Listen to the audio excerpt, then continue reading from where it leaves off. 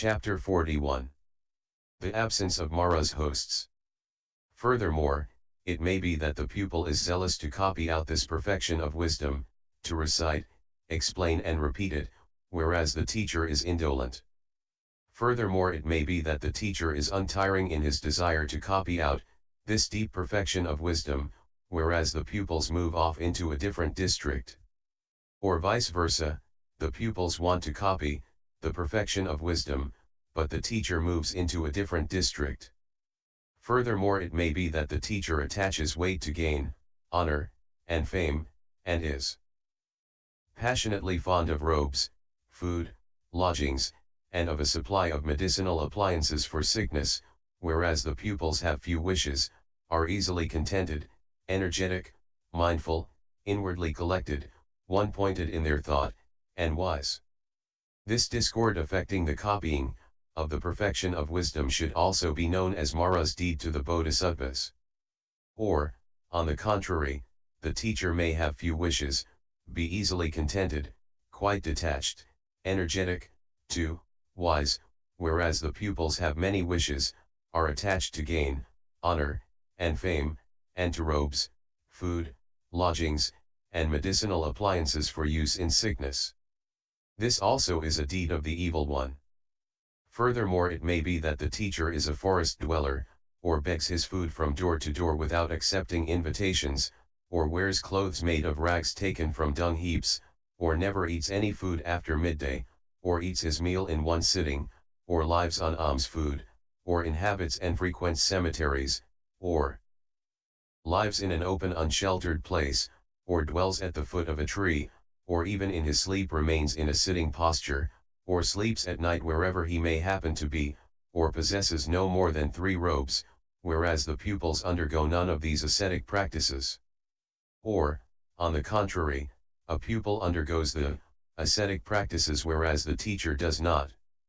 This discord is another deed of Mara which affects the study of the perfection of wisdom. Furthermore, it may be that the pupil is full of faith, lovely in his character, and desirous of copying, expounding, and repeating this deep perfection of wisdom, whereas the teacher has no faith, is not lovely in his character, and does not desire to copy, expound, and repeat this deep perfection of wisdom. Or, on the contrary, it may be that the teacher is full of faith, lovely in his character, and desirous of giving this deep perfection of wisdom so that it may be copied out and its meaning understood, whereas none of this is found in the pupil. This discord is another deed of Mara which affects the study of the perfection of wisdom. Furthermore, it may be that the teacher is one who gives away everything, without niggardliness in his heart, whereas the pupil is stingy, with many wishes, with evil wishes, and attaches weight to gain, honor, fame, robes. On the other hand, it may be that the pupil is the one who gives away everything and has no niggardliness in his heart, whereas the teacher is stingy and niggardly. This discord is another deed of Mara which affects the study of the perfection of wisdom. Furthermore, it may be that the pupil is willing to give robes to the teacher, but that the teacher is not willing to accept them. This discord, a deed of Mara, also affects the study of the perfection of wisdom. On the other hand, it may be that the teacher is willing to accept from the pupil, but that the pupil is not willing to give. This discord again is Mara's work. Furthermore, it may be that the teacher understands as soon as the main points are mentioned, whereas the pupil needs elaborate instructions, cannot understand unless all the details are explained, and insists on verbal expressions being laboriously explained. Or conversely, the pupil understands at a mere hint, whereas the teacher needs lengthy explanations. This discord is again Mara's work. Furthermore, it may be that the teacher knows the exposition of Dharma, Dharmanthara. Note, i.e. the discourses in prose and verse mingled, predictions, verses, summaries, origins, thus wasad. Birth stories, expounded texts, marvels, tales and expositions, whereas the pupils do not. This discord also is Mara's work. Furthermore, it may be that the teacher is endowed with the 6 perfections, whereas the pupil is not. Or, alternatively, the pupils may be endowed with the 6 perfections, whereas the teacher is not. This discord also is Mara's work. Furthermore, the teacher may have skill in means with regard to the 6 perfections, whereas the pupils have none. Alternatively, the pupils have skill in means with regard to the 6 perfections, whereas the teacher has none. This discord also is Mara's work. Furthermore, the teacher may have acquired the dharmas, whereas the pupils have not. This discord also is Mara's work. Furthermore, it may be that the teacher is willing to copy out, bear in mind, recite, and repeat, to attend, whereas the pupils have no such desires. Or it may be that the pupils who are willing to copy out, whereas the teacher has no such desire. This discord also is Mara's work. Furthermore, it may be that the teacher is free from sense desire, ill will, sloth and torpor, excitedness and sense of guilt, or doubt, whereas the pupils are not free from them. Or alternatively, the pupils are free from the hindrances, whereas the teacher is not. This discord also is Mara's work. Moreover, someone will come along to those who copy, who develop this deep perfection of wisdom, and disparage life in the hells, among the animals or the pretas, saying, so ill are the hells, so ill is the animal world, so ill is life among the pretas. Do make an end of ill just here and now. What point is there in your fully knowing the supreme enlightenment? This is another one of Mara's deeds. Moreover, someone will come along to those who copy, who wisely attend to this deep perfection of wisdom, and praise life among the kinds of gods. So happy is life among the gods, in the world of sense desire because of the enjoyment of sense pleasures, in the world of form because of the trances and transic attainments, and in the formless world because of its calm. All this, however, is impermanent, ill, empty, not the self or belonging to a self, doomed to reversal, fall, cessation, and stopping. Do attain the fruit of a stream winner just here and now, do attain the enlightenment of a Pratyekabuddha just here and now. Do not err about in samsara for a long time. This is another one of Mara's deeds. Furthermore, it may be that the teacher lives alone, without a second, and does everything by and for himself, whereas the pupil prefers the company of others. Or, conversely, the pupil may live alone, whereas the teacher prefers the company of others. This discord also is Mara's deed.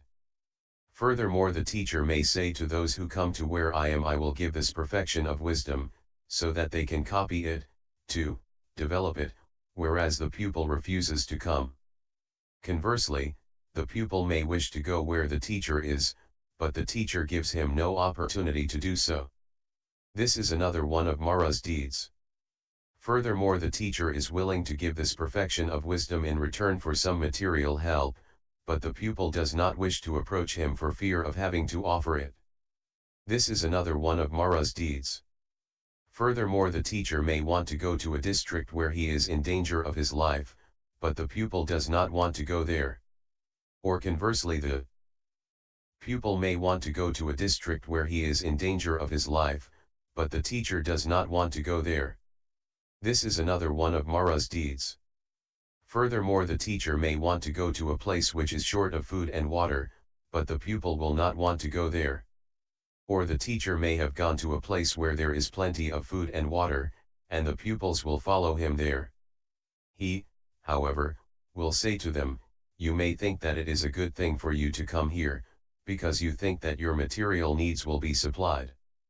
But I am afraid that you will regret having come, when you see how little alms food can be had here. In this way the teacher refuses Dharma by means of a subtle device. And they will in disgust interpret his remarks as signs of refusal, and not as signs of willingness to give. This is another one of Mara's deeds.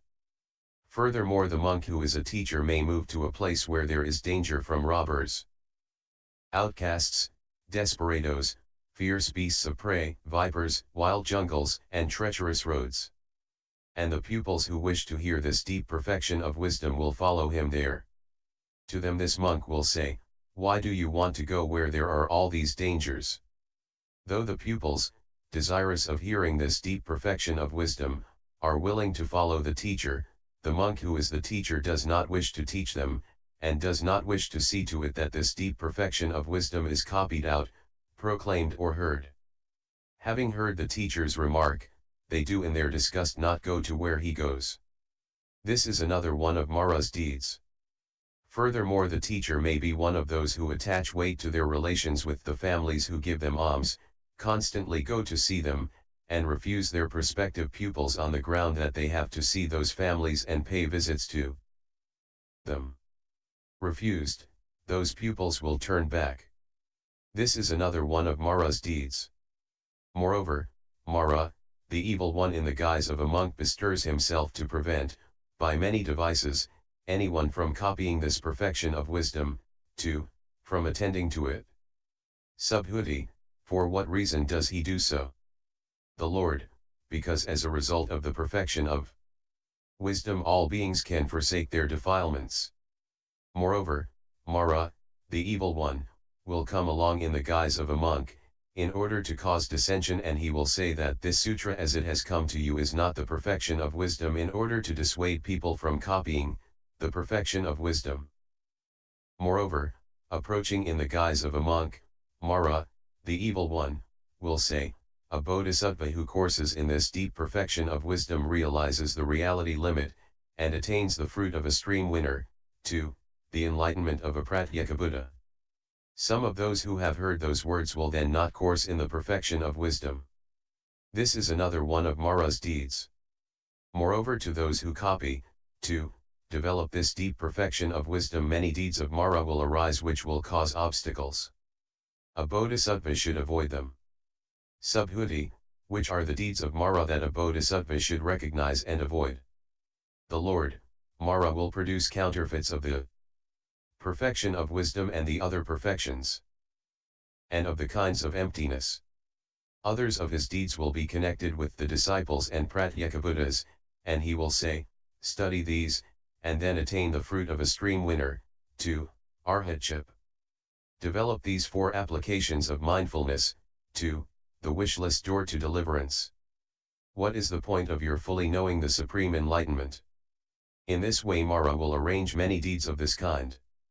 Moreover, Mara, the evil one, will approach in the guise of the Buddha, with the body all shining like gold and the halo extending for a fathom around him. When the bodhisattva has seen him, longing will rise up in him, and he will fail to win all knowledge. Moreover, Mara, the evil one, will exhibit in front of those sons and daughters of good family a community of monks headed by the Buddha. Longing will thereupon arise in the bodhisattva, and he will think that I also will at a future period be such a Tathagata, and I will likewise foster a host of monks. As this Tathagata, so will I also demonstrate Dharma. As a result of this longing he will fail to win all knowledge. Moreover, Mara, the evil one, will exhibit many hundreds and thousands of bodhisattvas who course in the six perfections. Some bodhisattvas will feel longing for those illusory magical creations conjured up by Mara, and as a result they will fail to win all knowledge. And why? Because in this deep perfection of wisdom no form exists, no feeling, no enlightenment. And when no form exists, no enlightenment, there also Buddhas, bodhisattvas, and disciples do not exist. And why? Because all dharmas are in their own being empty. Moreover, this perfection of wisdom will be bound up with many obstacles for those who bear it in mind, recite, explain and study it, and wisely attend to it. Just as the precious things that there are in Jambudvipa, such as gold, gems, pearls, lapis lazuli, conch shells, crystal, coral, silver, are subject to many obstacles and provoke much hostility, just so those who copy, develop this deep perfection of wisdom will endure many obstacles and much hostility. Subhuti, so it is, O Lord, so it is, O Shugita. The sutras associated with the perfection of wisdom will provoke much hostility. Beset by Mara, of small and sluggish intelligence will be those deluded persons who will cause obstacles to this deep perfection of wisdom being copied, being developed. Nor will their intelligence be able to function in these very sublime dharmas if they do not copy, to, develop this deep perfection of wisdom, or if they cause obstacles to those who copy, to, develop it. The Lord, so it is, Subhuti, so it is.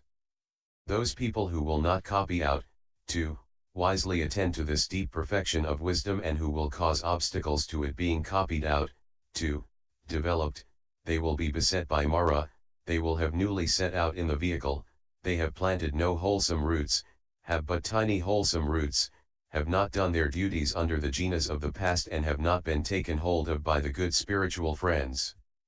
Small, sluggish, and limited will be their intelligence. And their thought will be unable to stride up into very sublime dharmas. But although these deeds of Mara are bound to arise when this deep perfection of wisdom is being copied out, to, is being developed, nevertheless it is due to the Buddha's might that often no deeds of Mara and no obstacles arise to the study of this deep perfection of wisdom, and that in addition sons and daughters of good family can perfect the other 5 perfections, as well as the emptinesses, to, the Buddha dharmas and the knowledge of all modes.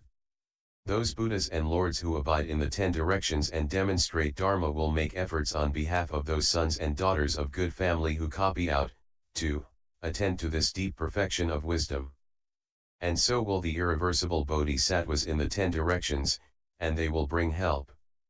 It is as with a woman who has many children.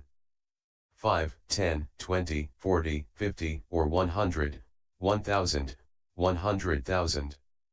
If she feels ill, they will all exert themselves so that their mother may not meet with any obstacle to her life, so that she may live long, so that no unpleasant touch may hit her body. For they feel that she is their gene tricks and has given them their body and their life.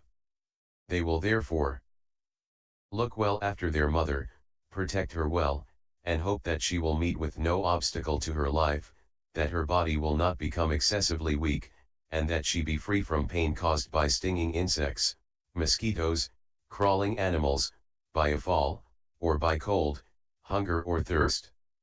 In this way the sons give their mother everything that can make her happy, make much of her and cherish her, because they are aware that she has instructed them in the ways of the world. In this way the Tathagatas bring this deep perfection of wisdom constantly and always to mind with their Buddha eye. And why? Because they are aware that this deep perfection of wisdom is the gene tricks of the Tathagatas, and their instruct rests in the cognition of all the Buddha dharmas, and the Maker of the world. And the Buddhas and Lords who abide in all the 10 directions in countless world systems, they also constantly and always bring to mind just this deep perfection of wisdom with their Buddha eye. And why? Because this deep perfection of wisdom is the gene tricks of the Tathagatas, and their instruct rests in the cognition of the all-knowing. It is because of this that the Tathagatas, motivated by gratitude, constantly and always bring this deep perfection of wisdom to mind with their Buddha eye. And why? From it have come forth for the Tathagatas the 6 perfections, the kinds of emptiness, 2, the 18 Buddha dharmas, the 6 super knowledges, the knowledge of all modes of all the Buddhas, the countless and numberless Buddha dharmas. From it have come forth the stream winners, 2, the Tathagatas, Arhats, fully enlightened Buddhas.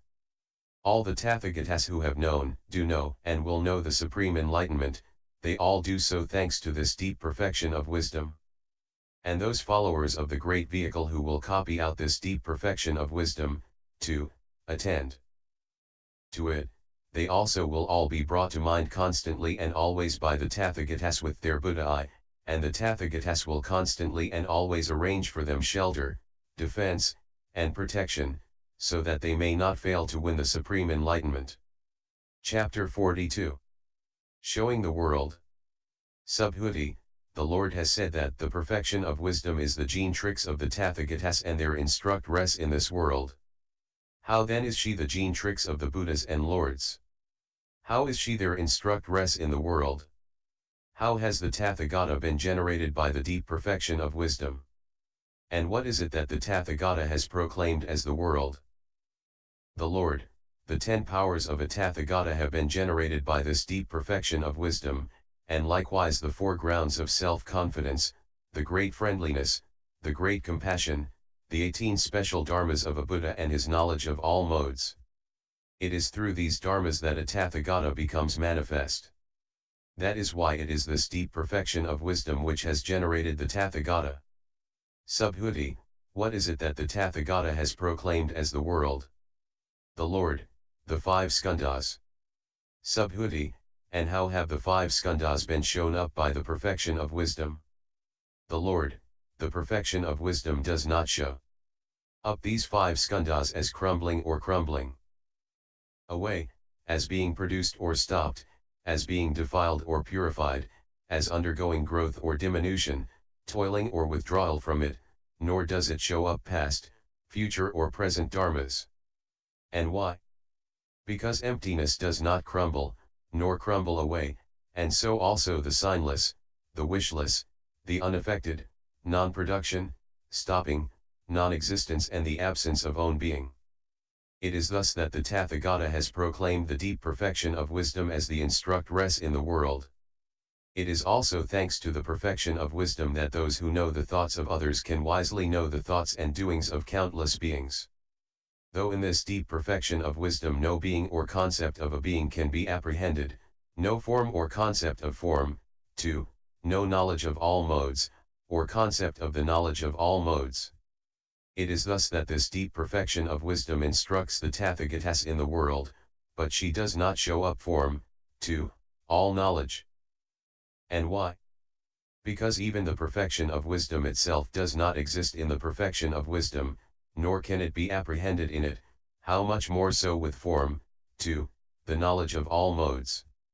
Moreover, the Tathagata wisely knows collected and distracted thoughts as they really are as collected and distracted thoughts, and that applies to the thoughts of all beings, as many as there are, conceived under the concept of beings with or without form, with or without perception, and with neither perception nor non-perception, in this world system or in other world systems in the 10 directions.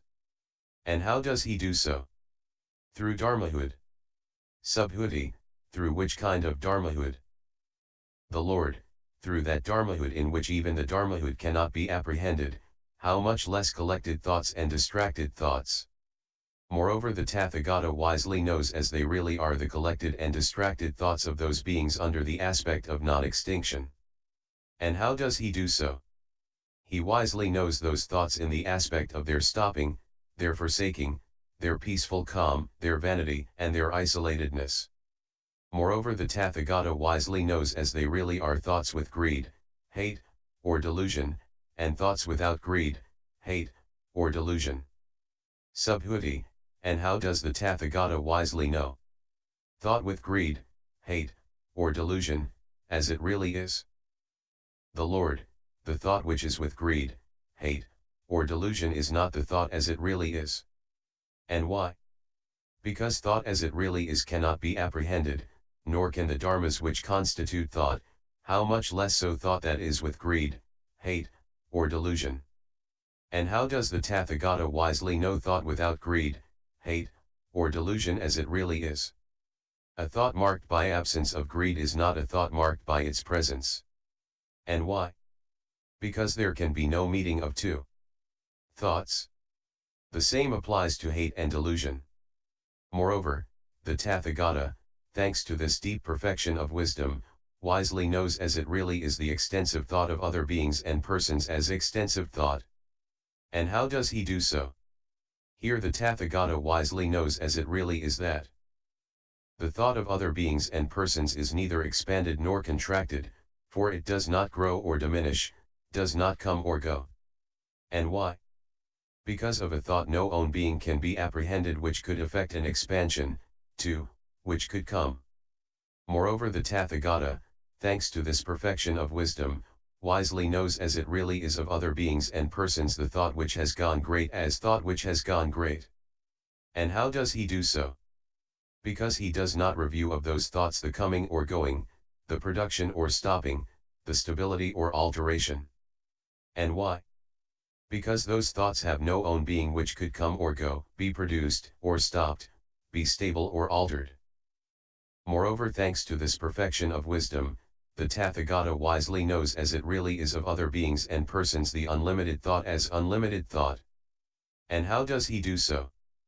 Because with regard to this thought he does not review that it is, nor that it is not, nor does he review it as discontinuous, or as not discontinuous. And why?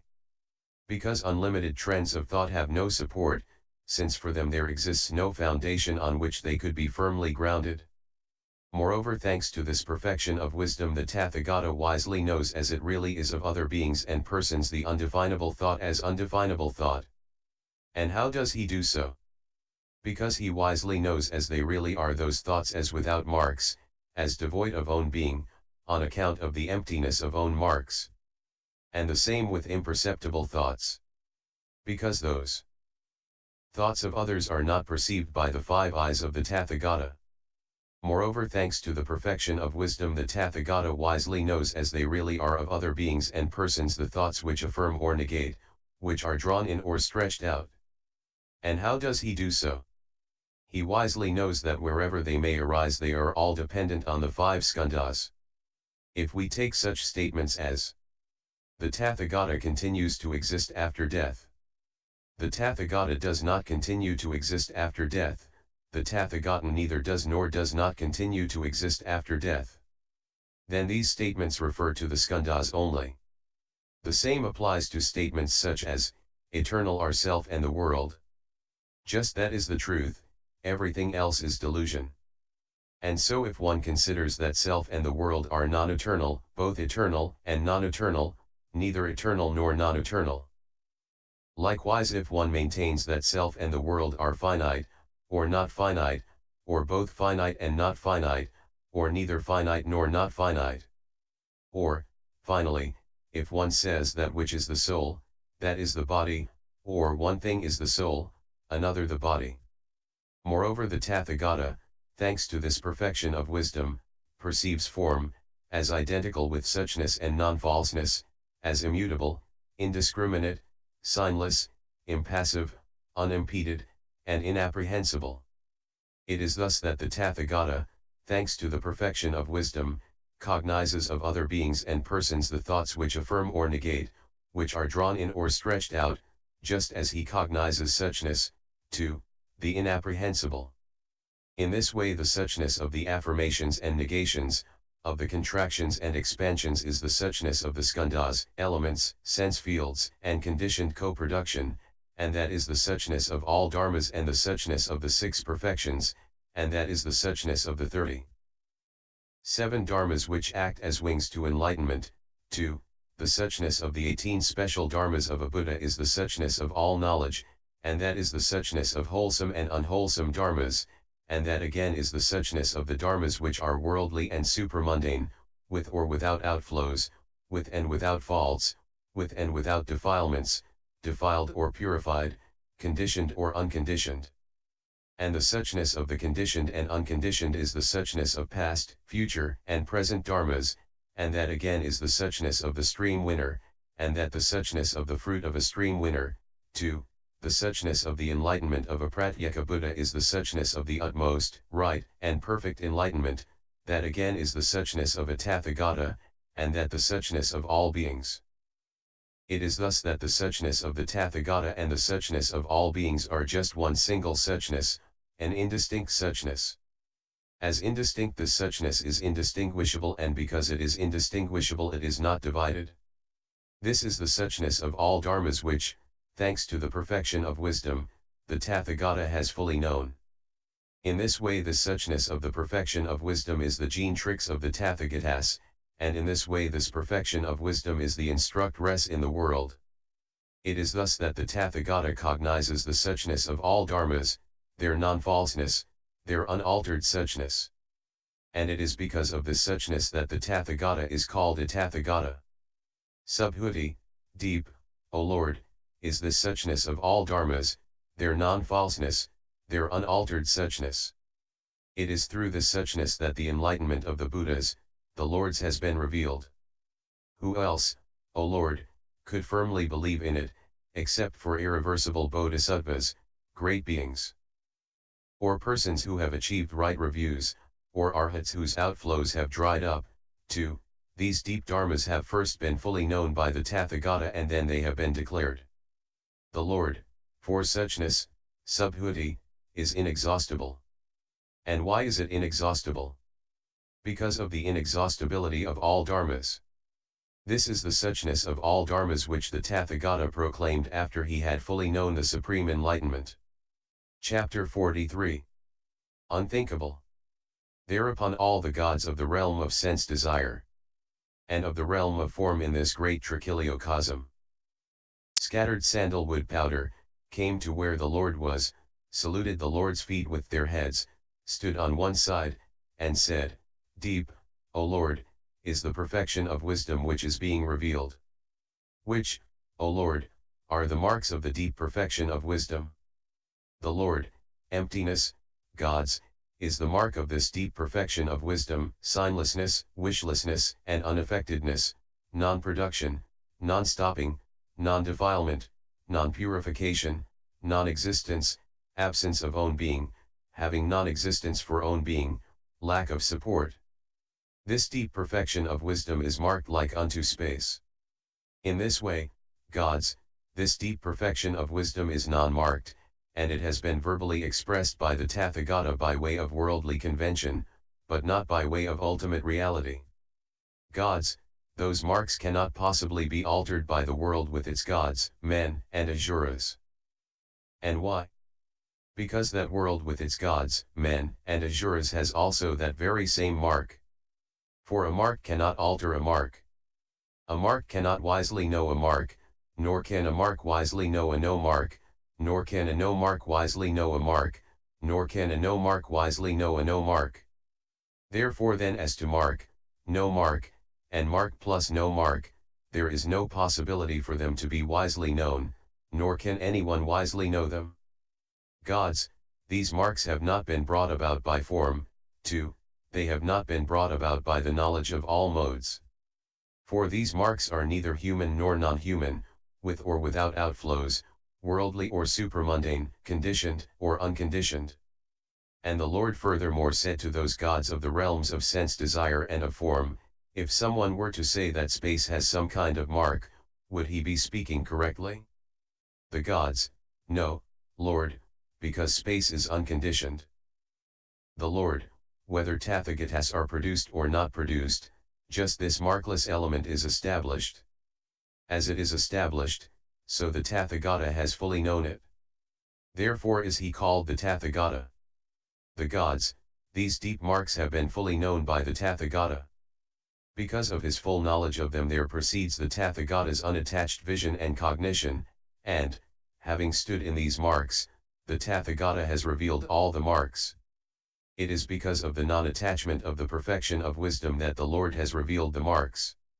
It is wonderful to see how the deep perfection of wisdom is the range of the Tathagatas, coursing in which the Tathagata has fully known the Supreme Enlightenment and thereafter has made a distinction between all marks, between the marks of all dharmas like form.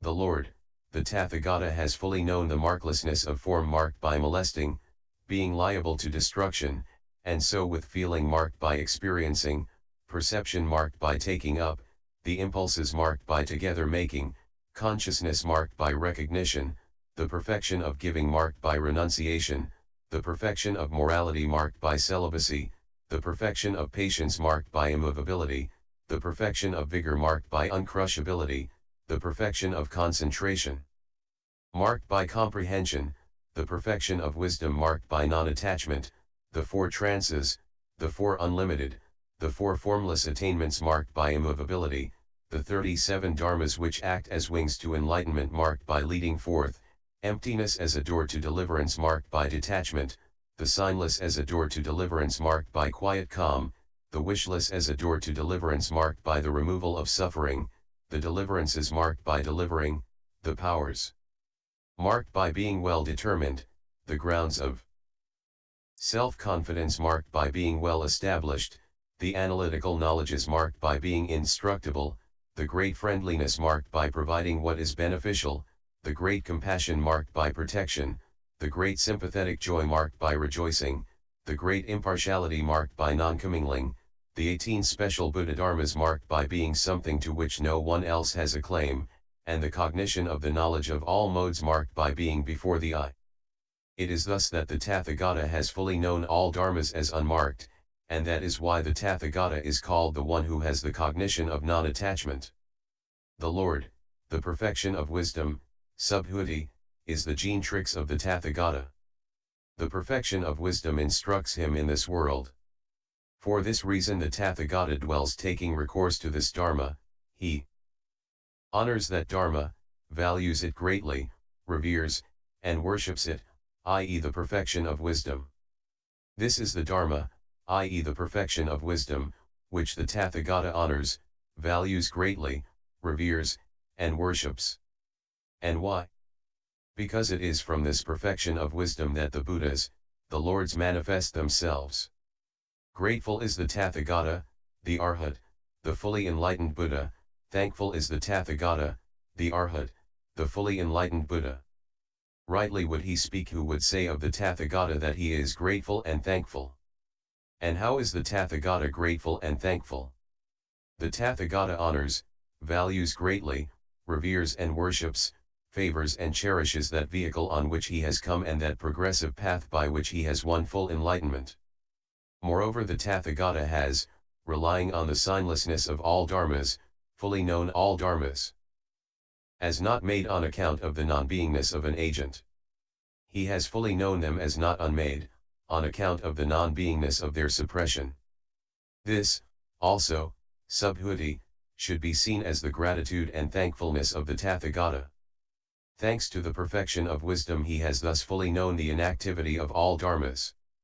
Moreover, it is thanks to the perfection of wisdom that the Tathagata's cognition has proceeded in all dharmas as unmade as though really it has not proceeded, and the proceeding is only a matter of convention. In this way the perfection of wisdom is the gene-trix of the Tathagata, and instructs him in this world. Subhuti, if all dharmas, O Lord, are unknowable and imperceptible, how can the perfection of wisdom be the gene-trix of the Tathagata and his instruct-res in this world? The Lord, so it is, so it is. All dharmas are unknowable and imperceptible. And why are they so? Because all dharmas are empty, worthless, insignificant, void, and insubstantial. In this way all dharmas are unknowable and imperceptible. Moreover, Subhuti, all dharmas are unknowable and imperceptible because they are unsupported and unincluded. It is thus that the perfection of wisdom is the gene-trix of the Tathagata and his instruct-res in this world. And she is an instruct-res because form, too, the knowledge of all modes cannot be viewed. It is thus that the perfection of wisdom is the Tathagata's gene-trix and his instruct-res in this world. Subhuti, how does she become the instruct-res through the non-viewing of form? The Lord, where, Subhuti, there arises an act of consciousness which has none of the skandhas for an objective support, there she becomes an instruct-res through a non-viewing of the world. It is thus, Subhuti, that this deep perfection of wisdom is the gene-trix of the Tathagata and his instruct-res in the world. Furthermore, how is the perfection of wisdom the gene-trix of the Tathagata and his instruct-res in the world? Here the perfection of wisdom indicates that the world is empty. And why does she do so? Here in the world the 5 skandhas are empty, the sense fields are empty, too, the knowledge of all modes is empty. It is thus that the perfection of wisdom is the gene-trix of the Tathagata and his instruct-res in this world. How does the perfection of wisdom show up the world as empty? She shows up the fact that the world and the 5 skandhas are empty. It is thus that the perfection of wisdom is the Tathagata's gene-trix and his instruct-res in the world. Moreover, the perfection of wisdom shows up to the Tathagata the world as unthinkable. How? It shows up that the 5 skandhas are the world which is unthinkable. Moreover, the perfection of wisdom shows up to the Tathagata the world, in other words the 5 skandhas, as isolated, as absolutely empty, as empty of own being, as empty through the non-existence of own being.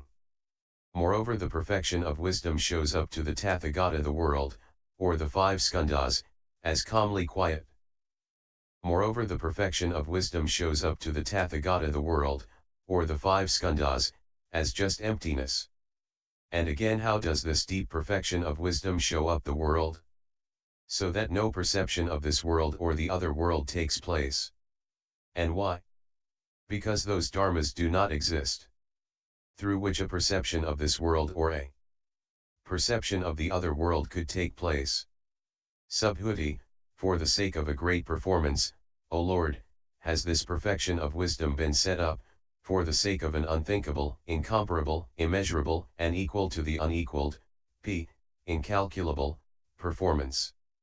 The Lord, so it is, Subhuti, so it is. And how has the perfection of wisdom been set up as a great performance? It is a great performance on the part of the Tathagatas that they protect all beings and do not abandon them. And how has the perfection of wisdom been set up as an unthinkable performance? Unthinkable is Buddhahood, Tathagatahood, self-existence, and the state of all knowledge. In this way has the perfection of wisdom been set up for an unthinkable performance on the part of the Tathagatas, the Arhats, the fully enlightened Buddhas. And how has the perfection of wisdom been set up for an incomparable performance? There is no being whatsoever, among those who are comprehended under the term beings, who will be able to think Buddhahood, Tathagatahood, self-existence, and the state of all knowledge, or to compare it. And how has the perfection of wisdom been set up for an immeasurable performance? The Buddhahood, Tathagatahood, self-existence, and state of all knowledge of the Tathagatas is immeasurable, and it cannot be measured by anyone. And how has the perfection of wisdom been set up for a performance which equals the unequaled? Because nothing can be quite equal to the Tathagatas, the Arhats, the fully enlightened ones, how much less can anything be superior to them? Subhuti, are then Buddhahood, Tathagatahood, self-existence, and the state of all knowledge unthinkable, incomparable, immeasurable, and equal to the unequaled? The Lord, yes, they are. And so are also form, too, all knowledge. All dharmas in fact are unthinkable, immeasurable, and equal to the unequaled. With regard to the dharmahood of all dharmas, no thought, and no dharmas belonging to thought, can be apprehended. Form also, as unthinkable, cannot be conceived, and so up to the knowledge of all modes. Subhuti, for what reason can form, as unthinkable, not be conceived? The Lord, because with regard to form, one cannot conceive of the thinking, the comparing, the measuring, the equality or inequality. Subhuti, and for what reason is that so? The Lord, because also of form, the own being is unthinkable. What do you think, Subhuti, can form, be apprehended in what is unthinkable, etc.? Subhuti, no, O Lord. The Lord, in that manner all dharmas are unthinkable. And these Tathagata dharmas of the Tathagata are unthinkable. They are unthinkable because thinking has ceased and been transcended, comparing and measuring have ceased and been transcended, equality and inequality have ceased and been transcended. Unthinkable, that is a synonym of incomparable. These Tathagata dharmas of the Tathagata are unthinkable because space is unthinkable, incomparable because space is incomparable.